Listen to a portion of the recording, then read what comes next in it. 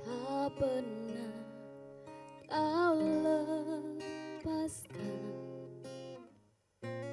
dari kasih-Mu.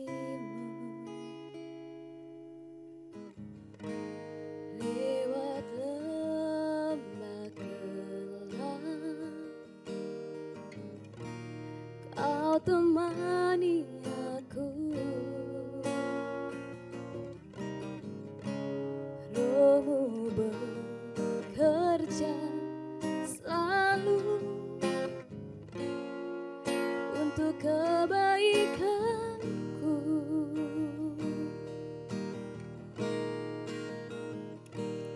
Mengalir kuasa dari tempat maha tinggi, Bapa kekal mulia, Kau hadir di sini, memulihkan hati, menyembuhkan yang terluka.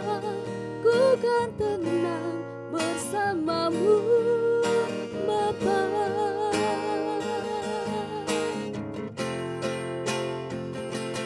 Mengalir kuasa dari tempat maha tinggi, Bapa kekal mulia, Kau hadir di sini, memulihkan hati, menyembuhkan yang terluka. Ku kan tenang bersama-Mu, Bapa. Ku kan tenang bersama-Mu, Bapa.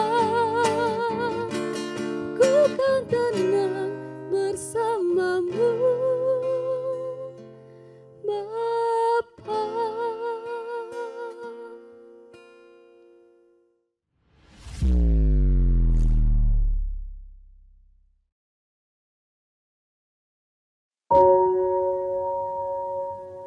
Shalom, selamat pagi saudara-saudara yang dikasihi oleh Tuhan. Di Sermon Today kali ini saya akan memberikan tema dengan judul Kasih Tanpa Syarat. Di sini kita akan membuka di 1 Yohanes 2 ayat 10. Firman Tuhan berkata, barang siapa mengasihi saudaranya, ia tetap berada di dalam terang, dan di dalam dia tidak ada penyesatan. Dunia saat ini benar-benar sedang krisis kasih, dan karena makin bertambahnya kedurhakaan, maka kasih kebanyakan akan menjadi dingin. Dalam Matius 24 ayat 12 mengatakan, kasih benar-benar menjadi sesuatu yang teramat mahal dan langka. Kalaupun orang memperhatikan kasih mereka adalah kasih yang disertai dengan tendensi dan motivasi terselubung atau mengasihi hanya orang yang mengasihi. Dalam Lukas 6 ayat 32 sampai 33 mengatakan, dan jikalau kamu mengasihi orang yang mengasihi kamu, apakah jasamu? Karena orang-orang berdosa pun mengasihi juga orang-orang yang mengasihi mereka. Sebab jikalau kamu berbuat baik kepada orang yang berbuat baik kepada kamu, apakah jasamu? Orang-orang berdosa pun berbuat demikian. Inilah prinsip mengasihi yang dunia terapkan. Bagaimana prinsip mengasihi yang sesuai dengan kehendak Tuhan? Alkitab mengatakan di dalam Roma 5 ayat 8, akan tetapi Allah menunjukkan kasih-Nya kepada kita, oleh karena Kristus telah mati untuk kita, kita masih berdosa. Artinya bahwa kasih Tuhan kepada kita adalah kasih yang tak bersyarat, tanpa pamrih, yaitu kasih agape. Kasih seperti inilah yang Tuhan kehendaki untuk kita praktikkan, yaitu mengasihi dengan cara Tuhan mengasihi. Karena Tuhan telah terlebih dahulu mengasihi kita, maka kasih yang telah kita terima itu harus disalurkan secara sesama, sesuai dengan kehendak-Nya. Kita dikatakan oleh mempraktekkan kasih Tuhan kepada sesama apabila di dalam hati kita tidak dipenuhi oleh kebencian.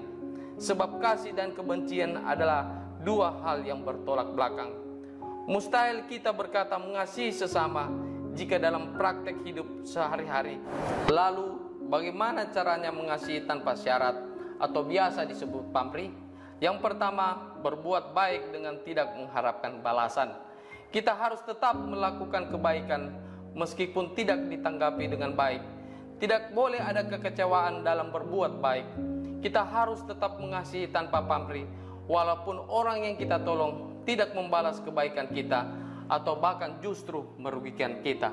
Yang kedua, memiliki kemurahan hati dan menunjukkannya dalam hal melakukan kebaikan bagi semua orang.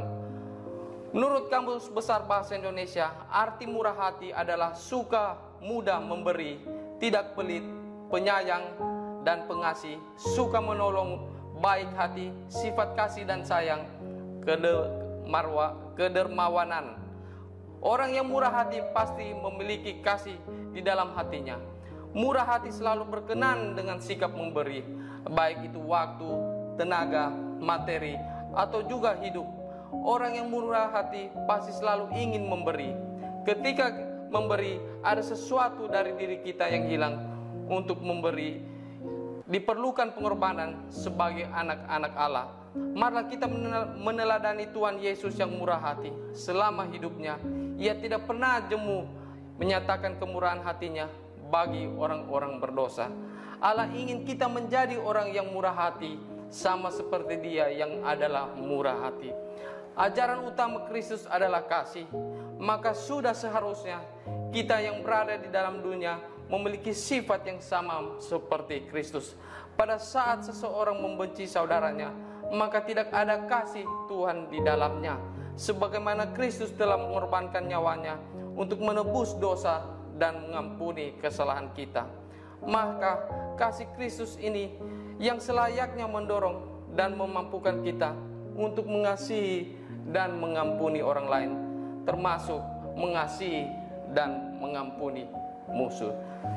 Demikian pembacaan firman dan renungan kita hari ini. Mari kita satu dalam doa. Terima kasih Tuhan Yesus, kami mengucap syukur atas penyertaan-Mu. Kami sudah membaca dan merenungkan firman-Mu. Biarlah kami selalu mempunyai rasa mengasihi sesamamu, dan terpenting mengasihi Engkau sepenuh jiwa kami. Ajar kami Tuhan, biarlah Roh-Mu yang kudus selalu menyertai kehidupan kami sepanjang hidup kami. Terima kasih Bapa, kami mengucap syukur dan terima kasih. Haleluya, amin.